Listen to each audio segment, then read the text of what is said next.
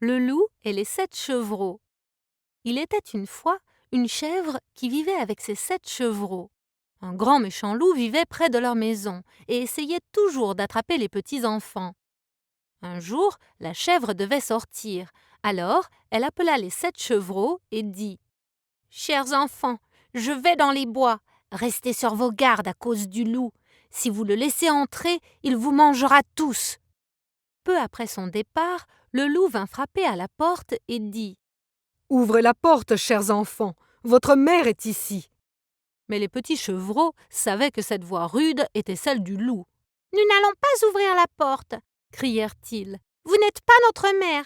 Elle a une voix douce et tendre, mais votre voix est rugueuse. Vous êtes le loup. » Alors le loup retourna dans la forêt et s'entraîna à adoucir sa voix. Bientôt, il revint frapper à la porte. Cette fois, il parla doucement et dit « Ouvrez la porte, chers enfants, votre mère est ici. » Mais les chevreaux regardèrent par la fenêtre et virent la fourrure du loup. « Vous n'êtes pas notre mère, elle a une douce fourrure blanche, et votre fourrure semble rude et sombre. Vous êtes le loup. » Le loup retourna dans les bois et trouva une peau de mouton qu'il utilisa pour se camoufler et revint frapper à la porte. « Ouvrez la porte, chers enfants, votre mère est ici, » dit-il avec une voix douce. Les enfants regardèrent par la fenêtre et ils ressemblaient à leur mère. Jusqu'à ce qu'un des chevreaux remarqua les pattes noires du loup. « Vous n'êtes pas notre mère, elle a les pattes blanches et vous êtes noir comme du charbon.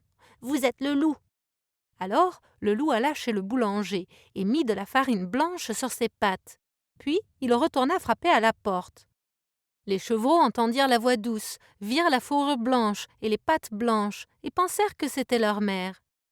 Dès qu'ils ouvrirent la porte, le loup engloutit tous les chevreaux, à l'exception du plus jeune, qui réussit à se cacher.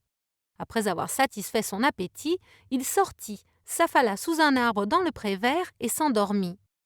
Peu de temps après, la chèvre retourna à la maison et trouva la porte ouverte et vit que ses enfants avaient disparu. « Maman, le méchant loup a avalé tous mes frères !» sanglota le plus jeune en sortant de sa cachette.